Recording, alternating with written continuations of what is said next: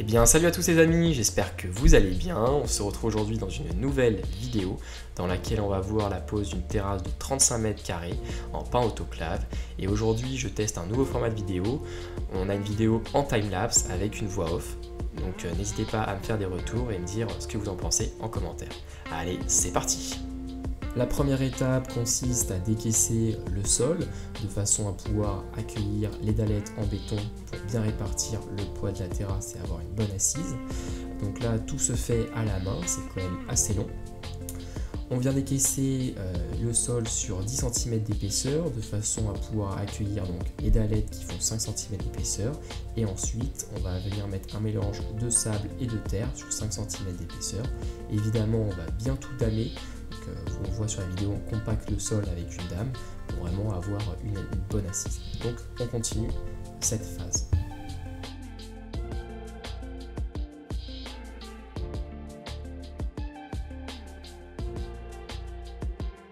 La mise en place des dallettes en béton se termine gentiment. Maintenant, on va attaquer la structure de la terrasse en lambourde. Donc là, on est en train d'apporter les lambourdes, comme vous le voyez. C'est des longueurs qui font 4 mètres. Donc là, on est obligé de les assembler entre elles. C'est pour ça que je vais vous faire un petit arrêt sur l'image pour vous montrer que Jules a découpé des morceaux de 60 cm et il les visse sur les deux lambourdes pour avoir une longueur totale de 8 mètres. Donc là, on a découpé toutes les longueurs, on a nos belles longueurs de 8 mètres. On va venir caler en dessous les plots réglables, donc c'est des petits plots noirs. Ça va permettre de régler parfaitement le niveau de la terrasse. Et donc ça, on vient les positionner à intervalles réguliers.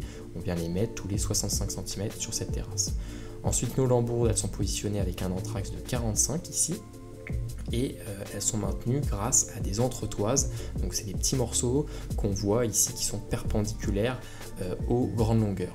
Donc là on place tout ça, ça va relativement vite une fois qu'on a préparé nos grandes longueurs, et puis évidemment je viens caler tout ça de niveau. Donc là j'ai un grand niveau, parfois je prends une règle en plus, je préfère faire ça au fur et à mesure, comme ça je sais que ma structure elle est calée au fur et à mesure, et comme ça c'est nickel. Donc là on continue à placer nos grandes longueurs, et donc comme vous le voyez, la terrasse elle est à cheval sur deux surfaces, donc en majorité la dalle béton, mais également un petit peu sur une surface en terre. Donc pour le coup on va venir également mettre du feu de géotextile, donc c'est le morceau blanc que vous avez vu tout à l'heure, ça permet voilà, d'éviter la pousse de mauvaise herbe. Donc là je l'ai en train d'en rajouter, et puis une fois que j'ai terminé, je revérifie quand même un petit coup la structure, je repasse un petit coup de niveau, c'est plutôt bien à faire. Là je passe également les gaines électriques, parce que le client va venir mettre en place des points lumineux. Donc je passe toutes les gaines en dessous, comme ça c'est fait. On en avait fait un petit plan ensemble pour positionner ça. Et puis Jules, pendant ce temps-là, il positionne les bandes d'étanchéité, donc c'est les autocollants noirs qui fixent dessus pour prolonger la durée de vie de la structure de la terrasse. Donc ça c'est plutôt très bien à faire. La fabrication de la structure de la terrasse est terminée. Maintenant je vais m'occuper des marches. Je commence à mettre des bandes d'étanchéité sur la structure métallique pour ensuite pouvoir accueillir les planches et pouvoir désolidariser les deux. Donc là c'est des planches en pain autoclave.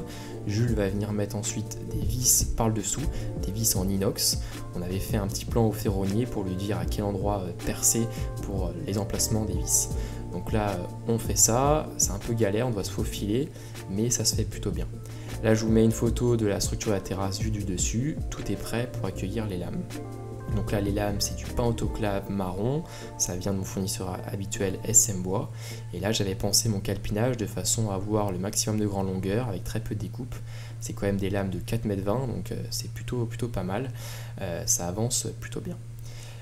Donc là je vais évidemment tracer mes alignements de vis, donc pour ça j'utilise un Cordex. Donc en fait je viens juste faire une petite impulsion et ça va marquer avec, voilà, avec cette craie bleue. Donc ça c'est vraiment super important à faire, ça permet d'avoir des vis qui sont bien alignées. Ensuite je vous fais un petit arrêt sur l'image pour vous montrer qu'au bout des lames, je viens pré-percer quand même pour éviter que le bois éclate, vraiment au bout. Ça c'est assez important de le faire parce que vous pouvez avoir des surprises sinon avec le bois qui éclate, donc ça c'est quand même moins sympa.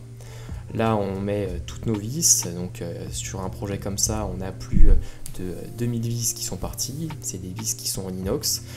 On cale ici avec les cales vertes, vous voyez qu'on met un espacement entre chaque lame de 5 mm et puis on avance comme ça gentiment, donc ça se fait quand même assez bien.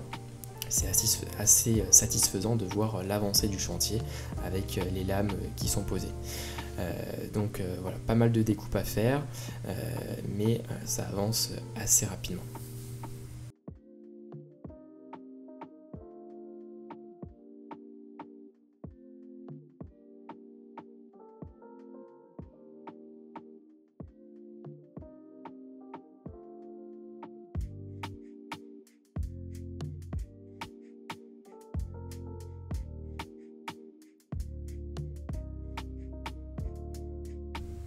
Jules nous montre ici la méthode que l'on utilise pour redresser les lames. Donc c'est tout simplement une pince qui permet de bien plaquer les lames pour les redresser. On met une cale, on serre et puis ensuite on met les vis. Donc c'est quand même super pratique, on gagne pas mal de temps pour bien plaquer les lames et avoir un espacement régulier.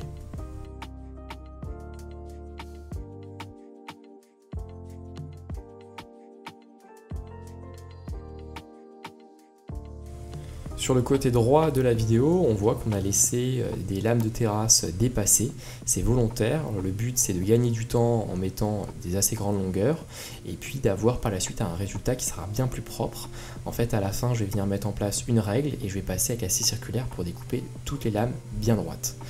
Donc là on voit que c'est vraiment la fin de la terrasse, on fait toutes les finitions ici avec les bordures de la jardinière. Donc là Jules met en même temps un produit pour traiter les coupes. Sur le pain autoclave c'est hyper important à faire parce qu'en fait le pain autoclave il est traité comme bois et dès qu'on vient couper le traitement n'agit plus et il faut venir traiter les coupes, ça c'est impératif. Là Jules met en place les vis inox pour fixer cette bordure. Donc là on le voit, il est quand même assez concentré le Jules. Et donc voilà, ça se termine. Comme je voulais vous montrer, donc là je vais passer la scie circulaire pour découper toutes les lames. Donc on voit que c'est bien net, bien propre. Comme ça le résultat est super. Une fois que ça c'est fait, plus grand chose à faire à part les planches de rive. Ça permet de vraiment bien finir la terrasse, de cacher les lambourdes. Donc vous avez vu que les lambourdes je les ai coupées seulement maintenant. Je les coupe vraiment à la fin.